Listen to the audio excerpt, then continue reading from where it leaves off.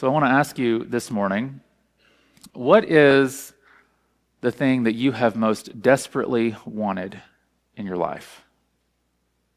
For some people, maybe it's a wayward child who's been far from home that you've been praying for.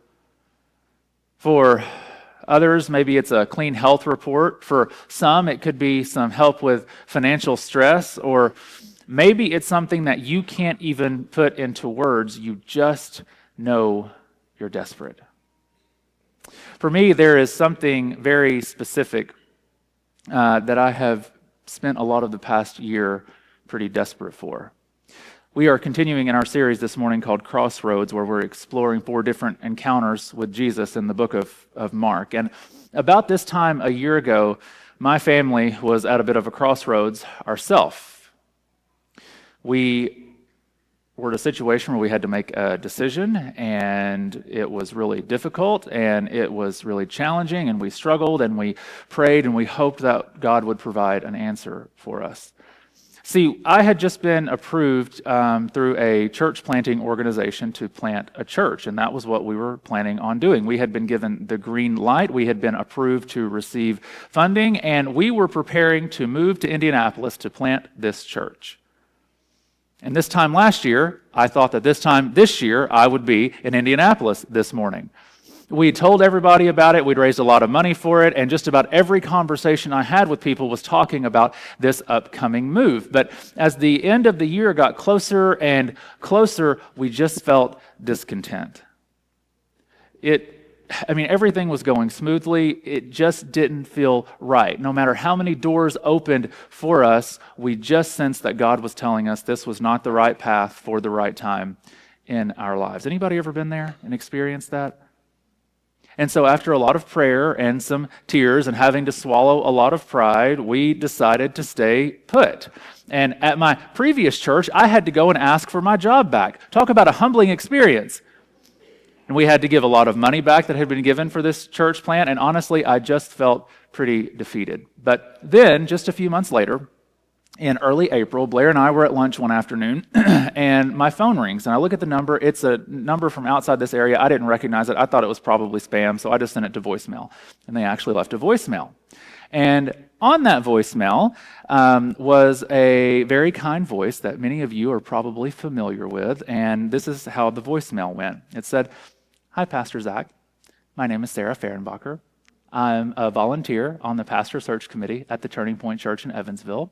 We have received your application materials, and I was just calling to follow up on that." And that voicemail set off a chain of events that totally changed the path of my family and ultimately this church. And over the course of 2025, I became desperate for something else, the opportunity to love and care for and serve this family here at the Turning Point. And every conversation and every interaction and every mention of what God was doing in this body of believers made me more desperate to be a part of it. And can I just say, do you know how hard it is to be that desperate for something but act like you're not? It's kind of like when you do something really cool as a parent, but your teenager can never admit under any circumstances that it actually was cool. That's what I was trying to do, because a pastor search committee does not want a desperate candidate for a pastor, all right? But now y'all are stuck with me and you can't do anything about it, so bless your hearts. Anyway, desperation has a way of changing us, doesn't it? For some of us, it can make us do things that we wouldn't normally do. It strips our pride and our pretense, and it forces us to reach for what really matters most. All of us know what it's like to feel desperate at some point in our lives.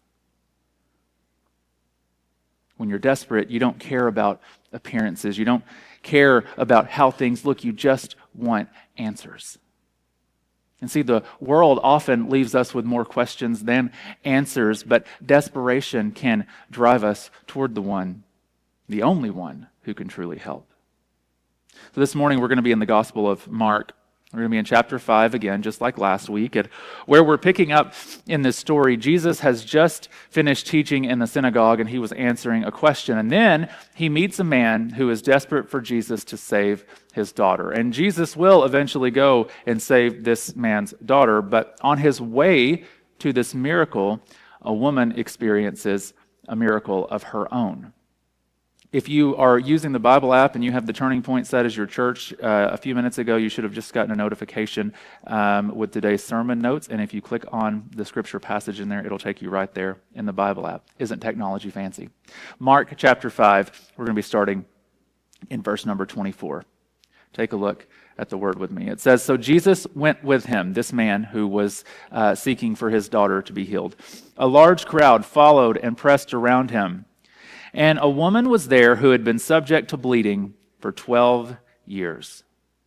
Now, we don't know a lot about this woman. We don't even know her name, but we do know quite a bit about the details surrounding her life. For instance, we know that she suffered physically. The Bible is not explicit about her bleeding disorder, but most biblical scholars think that this was probably menstrual bleeding. Not for a week, not for a month, but for 12 long years without relief. It was miserable. She was miserable. Take a look at verse 26. She had suffered a great deal under the care of many doctors and had spent all she had, yet instead of getting better, she grew worse. Think about the torment this woman has been going through. She doesn't have access to all of our modern medicine, and because of that, she's likely anemic, and she's probably dehydrated. She's seen all the medical professionals. She's probably even tried some of the witch doctors of her day. She has tried everything, but she just keeps getting worse. But she's not just suffering physically. She's also suffering emotionally and mentally. See, the law given to Moses in the Old Testament, in the book of Leviticus, that was the system of rules that God had designed and given Israel to govern their everyday life, and the Jewish customs of the day, those things put heavy restrictions on this woman's social life and even her relationships. See, because of what she was going through, she was considered ceremoniously unclean, meaning that she's not allowed to touch anybody and nobody is allowed to touch her either, or they wouldn't be allowed to go into the temple and worship. She is alone, she is isolated, and she feels broken. Think back for a moment to the COVID lockdowns that we had to suffer through a few years ago. A lot of us struggled with isolation and physical contact. Remember? I mean, it was illegal to give somebody a hug for a while. But that pales in comparison to what this woman has experienced.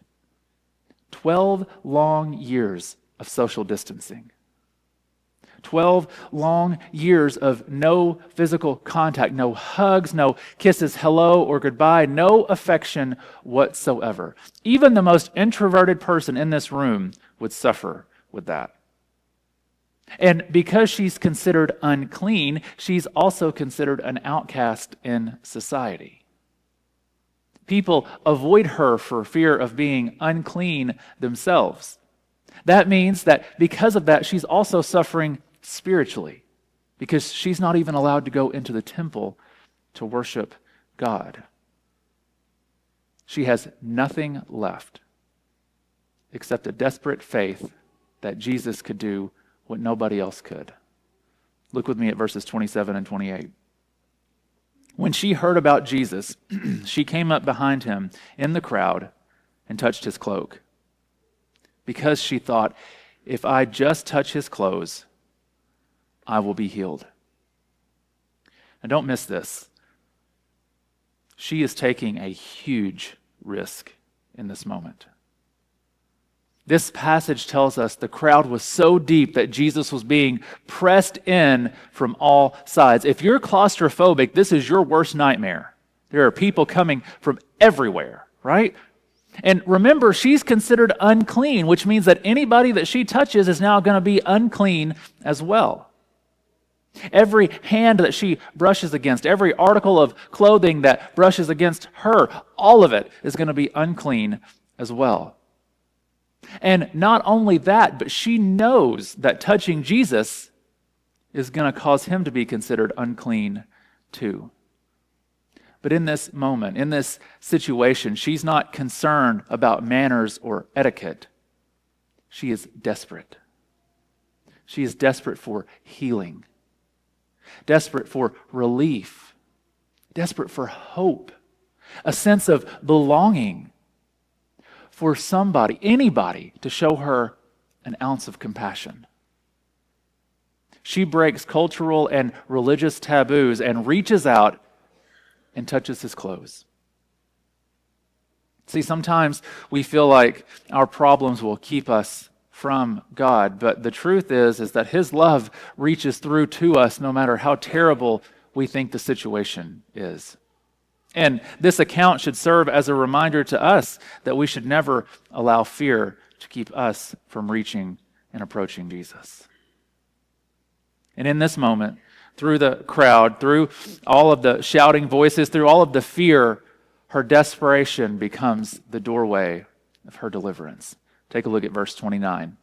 It says, "Immediately her bleeding stopped, and she felt in her body that she was freed from her suffering."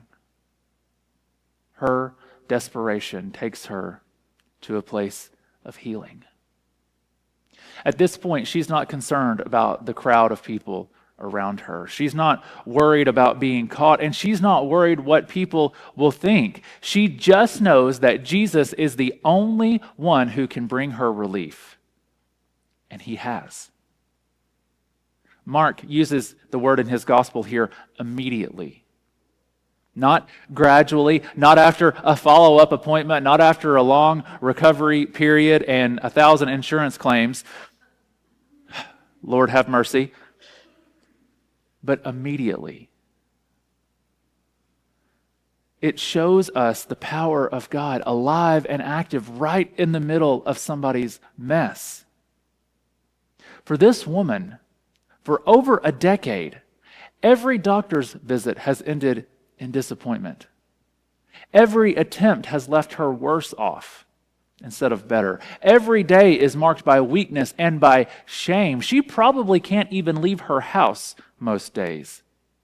But in one instant, all of that is reversed. 12 years of suffering undone in a single moment by touching Jesus. And notice here, it says that she felt in her body that she was healed. This is not theoretical healing. It's tangible. It's real. She can feel strength returning in places where weakness once ruled. And that's what Jesus still does, even today. He takes what we've carried for years, the pain and the shame and the desperate prayers, and in a single moment, he has the power to set us free. Not a Band-Aid or a temporary fix, but freedom. And the kind of freedom that you can feel deep in your soul.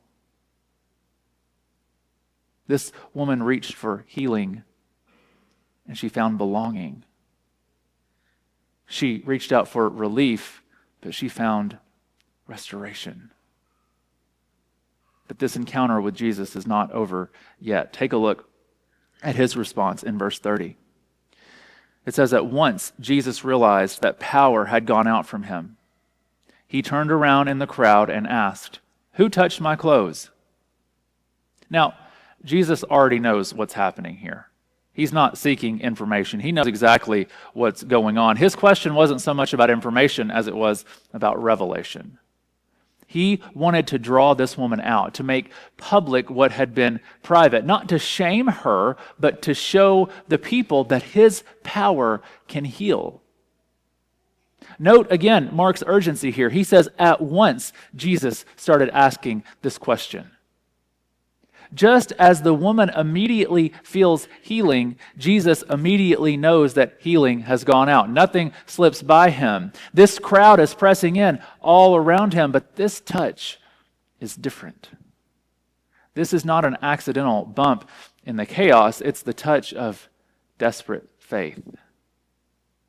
See, lots of people are around Jesus, but only one actually reaches out to him in faith. See, this healing isn't magic. Jesus is not a vending machine for miracles, and he wants this woman to know that her healing doesn't come from superstition about his clothes. It comes from a real encounter with him. And he's asking for her because he doesn't want her to sneak away anonymously healed. He wants her to walk away publicly restored. She's no longer going to be an outcast in society. She's going to be viewed as healed and whole. See, Jesus doesn't just settle for a drive-through miracle when it comes to us reaching out to him. He stops the crowd so we can see his face. How many of us brush shoulders with Jesus week after week? We come to church and we sing the songs and we laugh at the pastor's jokes that really aren't that funny. We sit in the crowd, but do we ever actually reach out to him in faith? The difference between the crowd and this woman wasn't proximity, it was desperation. It was her faith that only Jesus could heal her. So Jesus then asks what happens. Look at the disciples' response, verses 31 and 32. "You see the people crowding against you," his disciples answered, "and yet you ask, 'Who touched me?'" But Jesus kept looking around to see who had done it. I love the visual here. Imagine this scene. Imagine you're standing in the middle of this chaos. Hundreds of people are jostling around and they're pushing and they're pulling, and Jesus suddenly stops and turns around and goes, "Who just touched me?" And if I'm one of the disciples, I'm thinking, everybody? What do you mean, who touched you? We're packed in here tighter than sardines, Jesus. But Jesus knows that this touch is different. The disciples see chaos, but Jesus sees faith. Mark says that Jesus keeps looking around. See, the healing here isn't the end goal. Relationship is. Jesus never lets miracles stop at the physical. He always pushes toward the personal and the eternal. He knows that this woman doesn't just need her body healed. She needs her dignity restored and her isolation ended and her faith affirmed. How many of us try to sneak into church and catch a little blessing and then sneak back out without ever actually being seen? You walk in and you smile and you shake hands and you're like, yes, everything is great. Meanwhile, everything's actually falling apart. But Jesus doesn't want us to be anonymous. He calls us into relationship with himself and with other people. Even that weird person in this room that you're not sure about, them too. If you're not sure who that weird person is, it might be you. That wasn't in my notes. That just came out. Sorry. But he calls us into relationship with himself and with other people. Because he's not just calling us to healing, he's calling us to himself, to relationship, to faith. Jesus doesn't just want to fix what's broken in us. He wants to call us out of hiding and into that relationship with him and with his people. So imagine the tension here. Jesus is scanning the faces. He's waiting. The woman is shrinking back. Her heart is pounding, but Jesus is relentless. Not because he wants to shame her for what she's done, but because he wants her to experience complete and total restoration. Look at what happens next, verse 33. Then the woman, knowing what had happened to her, came and fell at his feet, and trembling with fear, told him the whole truth. Can you picture that? This woman, she knows that she's healed. She can feel it in her body. And in this moment where you'd think she would be rejoicing, she's now terrified. Because she's not supposed to be here. For 12 years, she has been an outcast. She's not allowed to touch anybody, much less Jesus. And now, she's caught. She comes trembling. She is shaking with fear. but she falls at his feet. And listen, guys, that is always the safest place to be for the desperate and broken. And then she tells him the whole truth. Not half of it, not a polished version, not the church-appropriate testimony, but she pours all of it out. 12 years of pain, 12 years of shame, 12 years of isolation. Every failed doctor, every sleepless night, every broken prayer, she tells him all of it. Mind you, there's still a crowd around her too. She is having to publicly confess her shame and probably in front of hundreds of people. And here's the moment. The whole crowd is holding its breath because they know she's not supposed to be here either. Is Jesus going to rebuke her for breaking the rules?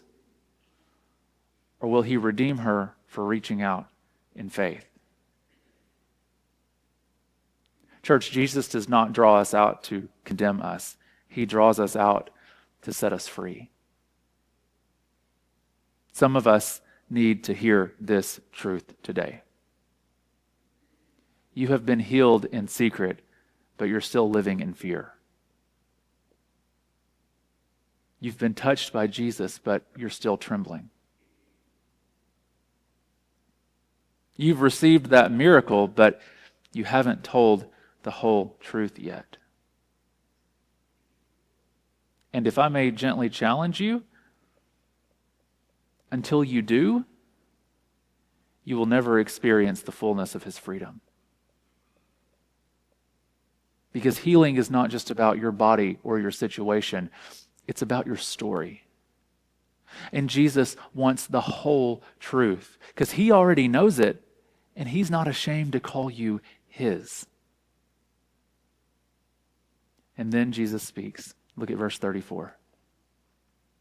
He said to her, "Daughter, your faith has healed you. Go in peace and be freed from your suffering." Don't miss that first word he says in this verse. Daughter. He doesn't call her woman, which was custom of the day. He doesn't call her unclean. He doesn't even call her healed. He calls her daughter. For 12 years, she's had no place, no belonging, no identity except unclean.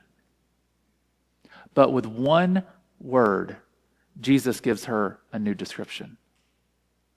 She came for healing, and she left with identity. And then he says, "Your faith has healed you." Notice here, it was not the magic of his clothes that did any of the work. It wasn't superstition. It was her faith, desperate and trembling and reaching, that opened the door for his power. And finally, he says, "Go in peace and be freed from your suffering." He's not just talking about physical pain here. He's talking about spiritual pain. The emotional torment that she has gone through and the social isolation that she's had to face. He's telling her, you don't have to sneak through life anymore. You don't have to hide in the crowd. You don't have to live in shame because you are free. She reached for healing and she found wholeness. She touched his cloak, but she found his heart. Guys, this is the gospel in one verse. Jesus doesn't just fix what's broken, he restores what's lost. He doesn't just remove your suffering, he gives you peace. And he doesn't just heal your body, but he names you his child. You know, the whole point of this series and seeing these crossroad moments with Jesus is to help see ourselves in each of these interactions.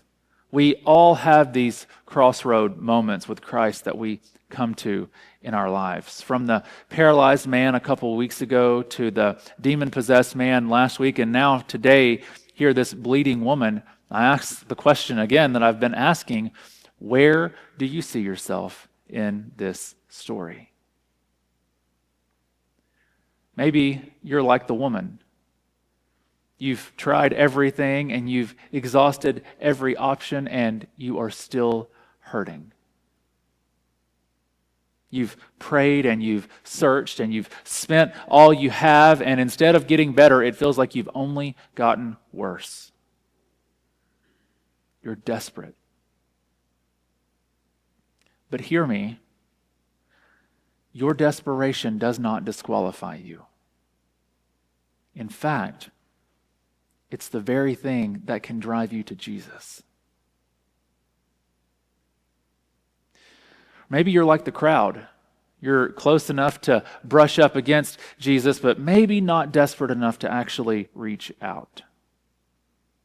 Maybe you come to church and you sing the songs and you know the routine, but you're still in the crowd. If that's you, don't settle for proximity when Jesus is offering you power. Or perhaps, if you're honest with yourself, you're like the disciples. You're confused by what Jesus is doing, or maybe even frustrated by his questions, and maybe missing the point of the chaos. Truthfully, this is where I spend a lot of my time because I'm too stubborn to listen the first time, or the second time, or the 87th time.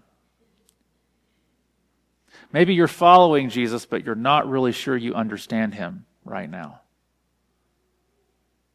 Here's the thing, all of us are somewhere in this story. The question is not whether Jesus has the power to heal and restore. He does. The question is, will you reach out in faith, or will you stay stuck in the crowd? The crowd brushed and pressed against Jesus that day. Hundreds of people brushing shoulders with him, close enough to touch him, but only one person actually reached out in faith. I'm glad you guys are here. You're going to finish the sermon. Y'all ready? I'm just kidding. I just wanted to see your faces. That was worth it. Only one person in the crowd actually reached out for Jesus. And that's the difference. It wasn't proximity. It wasn't being in the right place at the right time. The difference was desperation. The difference was faith. And this is where it lands for us, guys. We don't want to be a crowd who just brushes up against Jesus on Sundays. We don't want to be people who are close in proximity but far in faith. We want to be the kind of people who are reaching out for him every single day in our homes and in our workplaces or schools and in our struggles and in our moments of desperation. Because crowds don't change the world. True followers of Jesus do. The crowds come and go, but disciples, the ones who press in, who cling to him, they're the ones who live like his power is their only hope. Don't settle for proximity when Jesus is offering you power. You know, when I think back on this year and how desperate I was for this opportunity to serve the Turning Point, God in his favor and his mercy, of course, opened that door for my family and I. But here's the thing, as grateful as I am for that, my desperation for this role is nothing compared to the desperation that this woman experienced. And it's nothing compared to the desperation that maybe you yourself are experiencing this morning. If that's you, allow me to offer just a moment of hope in showing that this woman's story proves to us that desperation does not disqualify us. It draws us closer to Jesus. She reached out in faith, and Jesus gave her not just healing, but wholeness and peace and a brand new identity. So let me ask you very directly, what are you desperate for this morning? healing or hope, forgiveness, or a sense of belonging? Understanding who you are, or if this is even all worth it? Don't just settle for brushing up against Jesus in the crowd. Reach out to him in faith, because the same Jesus who stopped in the crowd for this woman is the same Jesus who is here this morning and will stop the crowd for you too. And he's not ashamed to call you his son or his daughter, his child. Guys, don't leave here today stuck in the crowd. Reach out and be set free.